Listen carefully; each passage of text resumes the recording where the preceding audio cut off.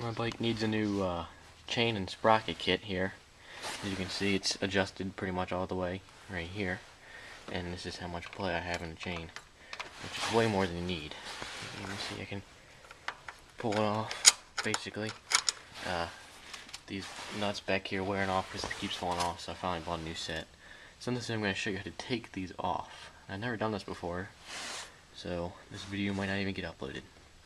But what I'm probably first going to do is take out this rear axle here, so I can drop this swing arm down and get the rear sprocket off. So how I'm going to do that, I'm going to need a 3/4 inch socket on this side and then a 19-inch socket on the other side, or a wrench. So I'm going to go ahead and do this. Alright, here's my axle I got out from the back here. When you're taking that out, this eyelet adjuster thing will fall off. And a tip to getting this out is once you get this nut off, I suggest taking something like a wood dowel or something would be preferable, and stick in there, and you're going to have to hit it out with a hammer. I wouldn't use anything metal because you might damage your threads here on the end. So that's that. And you can't really see back there. But I got my disc brake set up off here, right there. That just slides right off. Alright, slides right off now, sorry. And now I gotta take the chain out. Now that the tire's all the way back, or off, you should be able to move it around and get the chain off, but mine's loose enough, so I'm just gonna go ahead and pull that off, like that. Try to get it on this side of the arm, and then I'm gonna go up front and start taking the front apart. To get the front sprocket off here, you're going to take this side cover off on the 680 anyway, and you can see up here on top there's a seal, or where it separates. It looks like there's a gasket in there. I'm not very sure. And on this one, it's 1, 2, 3, 4, 5 bolts, which are 8mm. So you're going to need an 8mm socket. And I've already got mine loose, so I'm going to take these out and I'll show you getting this off. If you look, you can see I got the side cover off here, and exposed is your flywheel and your magnetron or magneto, whatever you want to call it, for your spark. So in there, that's where you get for that. Here's the side flywheel cover, I guess you could call it, and on here there is a thin gasket. Not sure if you can how well you can see that. So one important thing to note is, looking at it from the side here, this center bolt is longer than these two up top and these two down bottom. So when you take them out, just keep them in mind, that's the order they came out. So the next thing in here is going to be just take this chain off, and the way I'm going to do that is simple, and since it's loose, it should just pull right off, like there. Now, that's that. Now I just gotta get the chain through here. So, there. As you can see, my chain's wrapped around here, and there's no way to get it off but to separate the chain. So the way you're gonna do that is, if I can find it, here we go. Take this master link out, which I'm not very sure how to do. It looks like it just splits there and this pin pushes through, and I should be able to unlink them and pull them through. So I'm gonna go ahead and do that, and I'll show you when I'm done. So as you can see, got the chain off here, hanging up on the handlebar. Just had to separate the master link, which is a lot easier than I thought. I'll make a video on that separate, but now what we gotta do is get the sprocket off the drive shaft, I guess. I don't know what that's called. Just get the sprocket off that shaft there, and then get the sprocket off the rear wheel.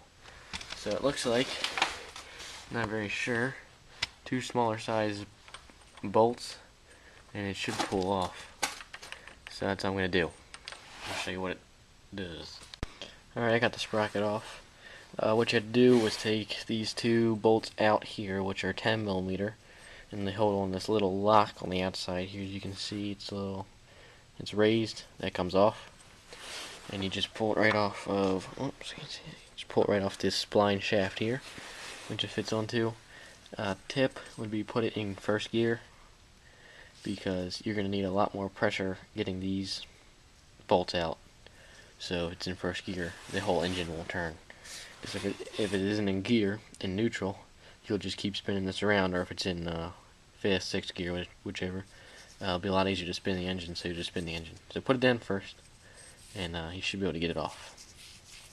And on mine, it is marked 14 for how many teeth are on it.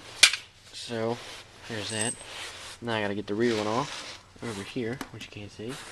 And I'll just move over to that now. Okay, here we are. Roll it over. Now, just put this here. There it is. You got 4 Allen keys on the outside here, or Allen head bolts, which measure metric set 6. There are 6, I guess, millimeter. I'm not very sure. So there are 6 Allen key, and on the rear, you got some bolts in there, or nuts, I mean, which are, I'm gonna guess, 12 millimeter. I'll confirm that once I get it. And mine are pretty worn down because the chain always had fallen off and hit them. So, as you can see on mine, I don't know what a regular one would look like, but you can see these teeth come to a point, and they're all mangled and just screwed up. So that's how I'm gonna replace it. And when I'm taking it off, when you're taking off your thing, your rear wheel, this is gonna come out. I think it's probably just a bearing of some sort, and it's just gonna fit down into that hole right there. So stick that back in there and make sure you don't lose it. So I'm gonna go ahead and take this out, and I'll confirm what size nuts these are on the back. Alright, here's the sprocket off. I had a little difficulty. These are, like I said, the number 6 metric Allen head key, or Allen head socket, whichever you use. And on the back is a 14 millimeter bolt, so it's 14 millimeter. And you gotta hold the bolt with a wrench and then loosen it up, and But these are stuck on there just from 14 years of dirt and whatnot. So break them loose first. And 3 of them came off no problem. This one in the back, not this one in particular, but one of them. The last one was on there real tight. And the nuts on the back were already stripped down and pretty much ruined from this chain popping off and hitting them all the time. So it was hard to keep a wrench on there. And then the Allen head was stripping out too, so just soaked in some PB Blaster and hope for the best, and we finally got it off. So put the wheel back on the bike, so over there, so we can roll it around. But this is going to be a separate video, and when I get the chain and sprocket this week, I'll make a video on how to put them on, I guess. And I also made a video of how to do the master link in the chain. So, well, that's it. Hope this helped. There it is in all its glory. So thanks for watching, and check out the other videos.